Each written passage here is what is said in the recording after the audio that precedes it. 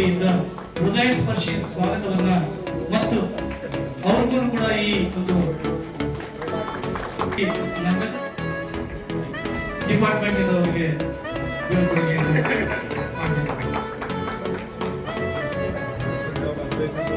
ಇದು ಆತ್ಮೀಯ ಹೃದಯ ಮನಮುಟ್ಟುವಂತಹ ಗಳಿಗೆಗಳಲ್ಲಿ ಒಂದಾಗಲಿದೆ. ಶ್ರೀಯುತ ರಾಜ್ಕುಮಾರ್ ಸರ್ ಅವರಿಗೆ ಧನ್ಯವಾದಗಳು.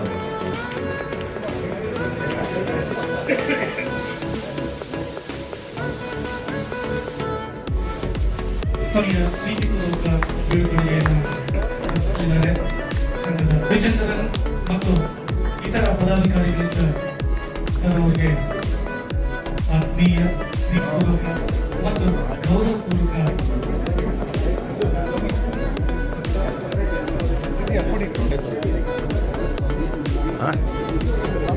ಈ ಹೃದಯ ತಾವೆಲ್ಲರೂ ಕೂಡ ಹಾಜರಾಗಿದ್ದೀರಿ, ಮಾಡ್ತಾ ಇದ್ದೀವಿ. ಮಾನ್ಯ ಕಾರ್ಯನಿರ್ವಾಹಕ ನಿರ್ದೇಶಕ ಶ್ರೀಯುತ ಕಾಂತರಾಜ್ ಸರ್ ಅವರು ನಮ್ಮೆಲ್ಲರ ಹೃದಯವನ್ನ ಒಂದು ಕಾರ್ಯವನ್ನ ವಹಿಸಿಕೊಂಡಿದ್ದಾರೆ. ಅವರಿಗೆ the government sector. So I wasn't sure how it will work. And when I joined this 2.5 years, I had seen 4 executive directors come and go, and now we have Shivaswamy sir, who's the 5th. So I was wondering how we are going to have the excellence done, because excellence is a journey. It needs a lot of continuity. But then when Lata Kumari madam left and Kantaraju sir was about to take charge, I was having a discussion with Manivandan sir in terms of this particular aspect. And then sir was mentioning, you will see a magic man who is going to come and take over as executive director. These were exactly his words. And believe me now, I'm telling you, yesterday also when I was meeting Kantaraju sir, I was feeling very heavy that sir is leaving for, of course, much better aspects. But then this journey with sir has been exemplary, my experience with sir. Because when it comes to excellence, it is primarily, they say, yatha raja tatha praja. So he led by example. ಇಟ್ಟು ನಮ್ಮನ್ನು ಮಾತಾಡಿಸ್ತಕ್ಕಂಥವ್ರು ಬಹುಶಃ ಯಾರು ಇರಲಿಲ್ಲ. Sir ಅವರು ಮೊದಲಿಗರು ಅಂತ ನಾನು ಹೇಳ್ತೇನೆ. ಜೊತೆಗೆ ಬಹಳ ಜನರೇ ಹೇಳ್ಬಿಟ್ಟು ಕಳಿಸ್ಬಿಡೋಣ ಅನ್ನುವಂಥ ಮೆಂಟಾಲಿಟಿ ಇಲ್ಲ.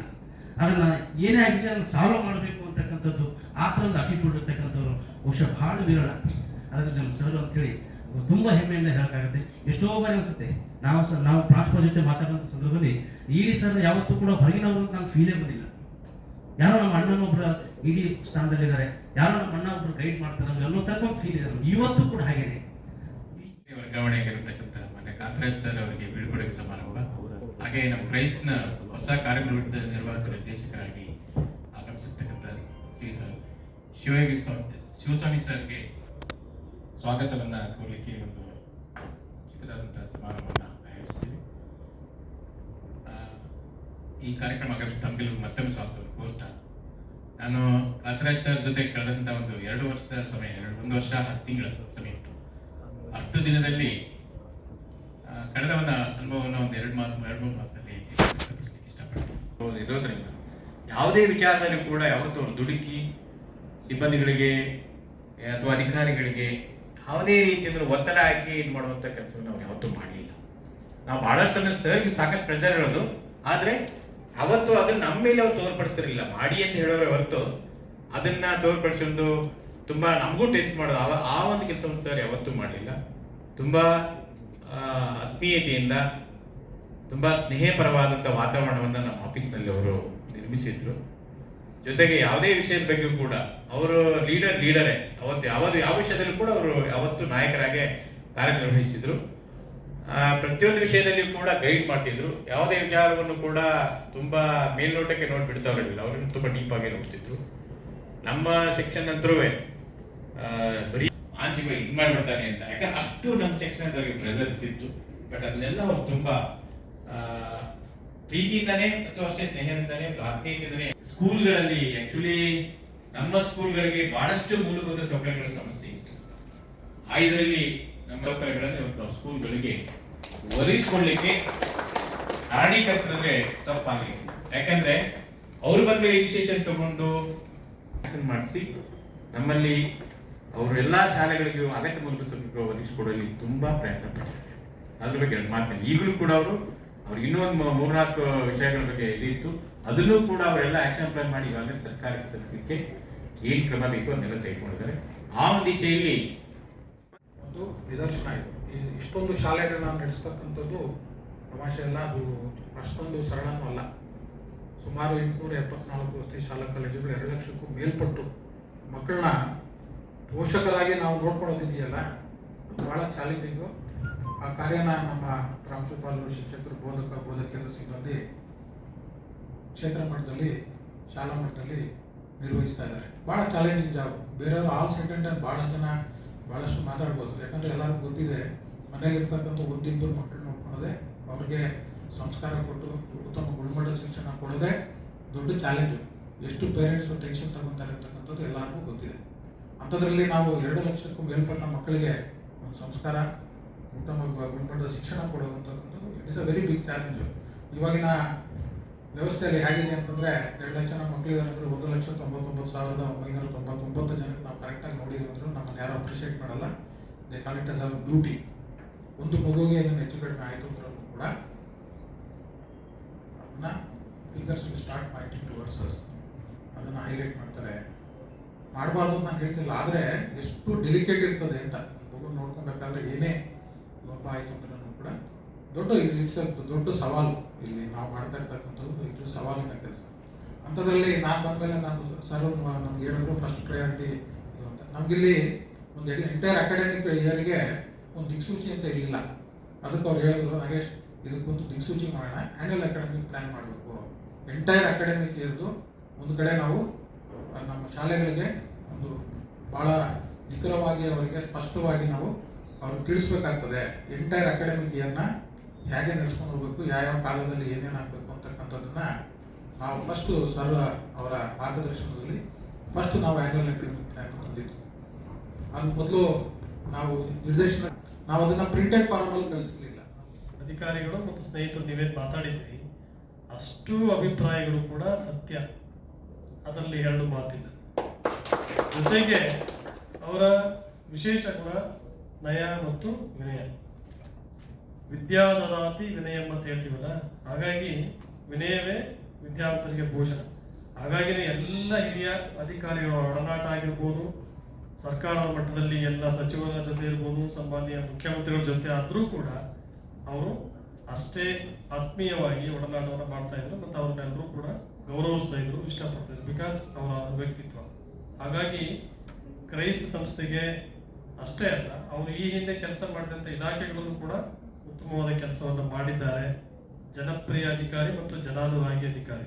ಹಾಗಾಗಿ ನಾವು ಕೂಡ ಅವರ ಮಾರ್ಗದರ್ಶನದಲ್ಲಿ ಮತ್ತು ಅವರ ಒಂದು ನಾಯಕತ್ವದ ಮುನ್ನೆಲೆಯಲ್ಲಿ ಕೆಲಸ ಮಾಡಲಿಕ್ಕೆ ನಾವೆಲ್ಲರೂ ಕೂಡ ಬಯಸಬೇಕು.